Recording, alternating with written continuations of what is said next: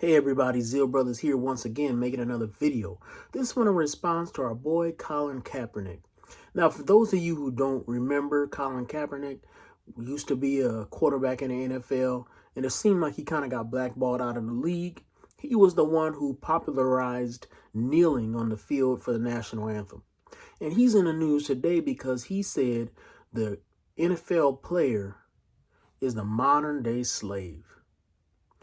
And some of the reasons that he is saying that is because NFL players put their bodies on the line for the entertainment of the masses. But here's the problem with that. And it's the problem with a lot of intersectionality arguments. What's intersectionality? Intersectionality is the argument that people have privilege. And you have privilege as you get away from the mainstream, or as you partake in the mainstream. And you have less privilege or more disadvantage as you are a greater minority. And these minorities could be things such as skin color. It could be gender. It could be your sexuality. It could be any number of different things that make you a minority. And so when you look at the NFL and you look at most sports leagues, you'll see a larger percentage of minorities represented than you will see in the other parts of the country. You look at, for example, the average boardroom, you're going to see it's going to be majority white. But then if you look at the average NFL team, it's pretty 50-50, white and black. And so a lot of people have suggested that black men are putting their lives on the line to entertain a mainly white audience. And that's the argument that's being made. And they're talking about it in a sense of privilege.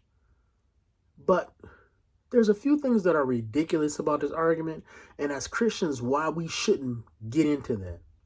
And let's just talk about it first in the real, let's just take it at face value. An NFL player, a modern day slave, but let's think about it in this sense, that there are about 15.3 million high schoolers in the U.S., right? This is a little bit old numbers from about 2018 to 2019. I couldn't get the current numbers, but think of it in this sense. There are 15.3 million high schoolers. There are about 1 million high schoolers who play football.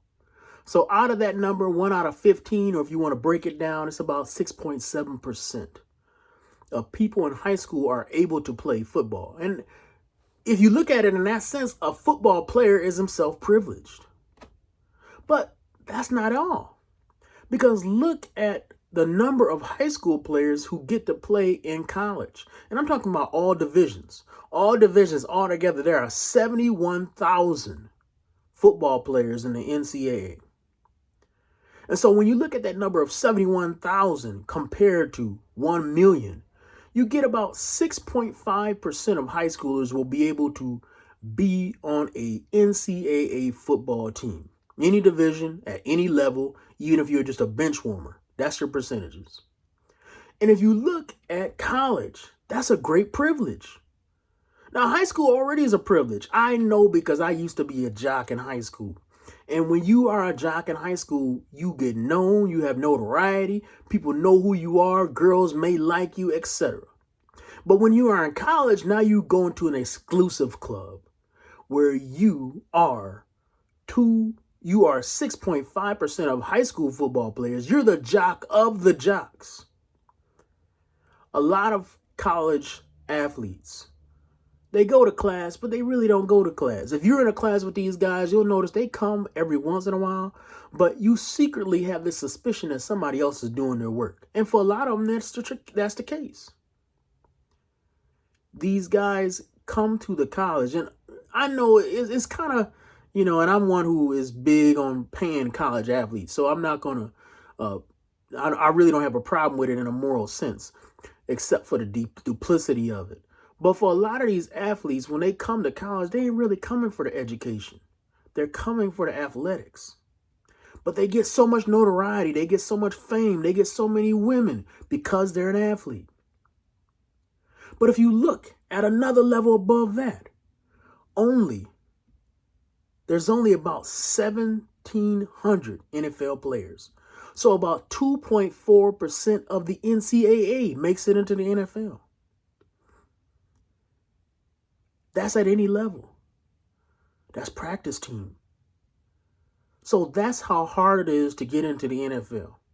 And then if you look at the NFL and you look at starting quarterbacks, there's only 32 of those. If you look at all those 32, only 2 of those get to play in the Super Bowl. And our boy Kaepernick played in the Super Bowl. Now, he lost the Super Bowl. I believe it was against the Baltimore Ravens, if I remember correctly. I didn't look this up. But the point is that when you look at Kaepernick's life, you can't help but understand that this is a privileged dude.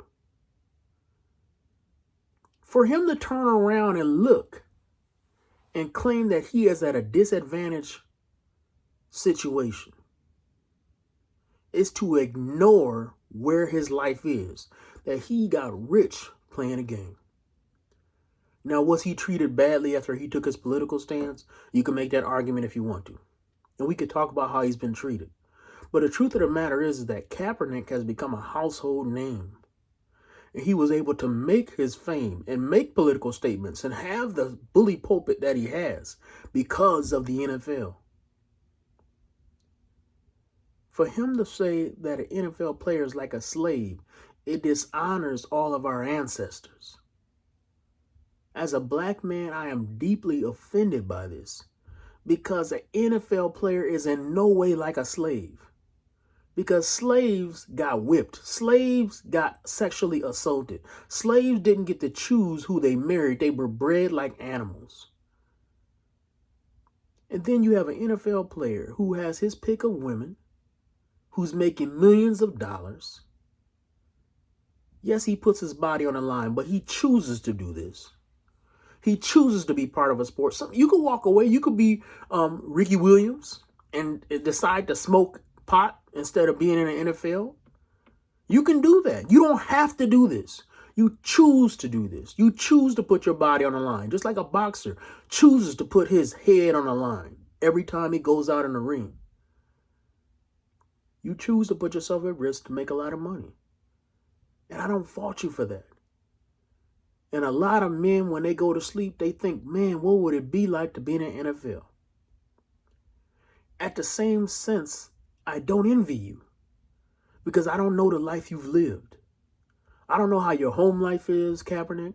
I don't know how your family situation is. I don't know what relationships you've had. I don't know if you have any real friends. And I have that.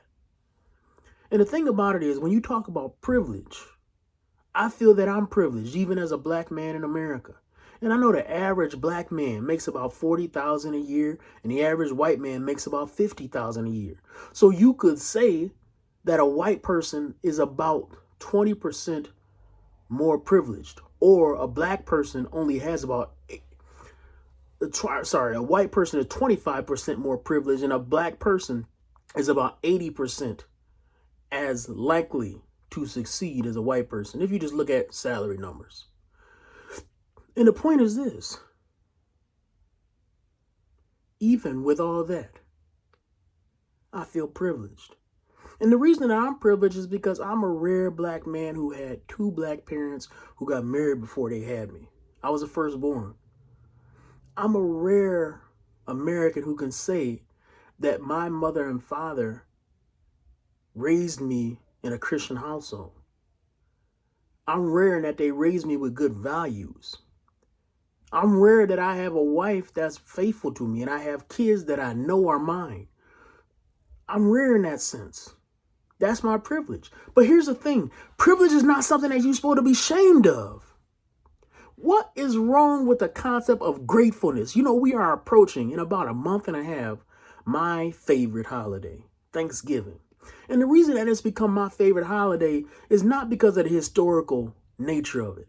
It's because of the concept of Thanksgiving. The idea that we should be thankful for something. And when you look at this grievance culture, you look at this intersectionality, you look at a lot of these movements, what they lack is simple gratitude and self-inspection. Because for a lot of these people, they will turn around and call themselves victims, not realizing how privileged they themselves are. But even if they are having some disadvantages, they lack the gratitude for what they do have. So even if they did have those privileges, they would still be a miserable human being, because you will never be happy if you can't be content and happy and thankful for what God has given you. And so privilege is not something to be ashamed of. It's something to be thankful, because all of us in some sense have some privilege. That's why it's such a worthless argument, because the privilege argument is based off of two flaws. The first flaw is that privilege itself matters. It tries to substantiate privilege as a static concept, not realizing that everybody could be privileged depending on different situations that you may walk into. If you are a beautiful person, you might be privileged in most situations, but in other situations, people will simply objectify you and not think you're intelligent just because you're good looking. If you are a funny person, people will enjoy being around you, but they may not take you seriously. If you are a black person, you may be disadvantaged because when you get on a job and you try to escalate in a company, they will not want to see you in the boardroom because you don't look like them. They're not comfortable with you. But when you talk to people, you might be privileged because they might call you bro. Some people might like you. Some people might hate you. Different situations call for different situations and different essences of privilege. So privilege is not a static concept, and that's the first flaw. But the second flaw is that we should do anything about it. The idea that because I'm more intelligent than somebody else, I owe them something, or that I should apologize for that. That's the antithesis of thankfulness. It's basically spitting in the Creator's eye, telling him you did this wrong. And that's why Christians shouldn't be buying into this BS. And so I say that with the utmost clarity and with the utmost sincerity to you. As you watch this, I want you to stop buying into these false arguments, because they attack the very foundation of thankfulness.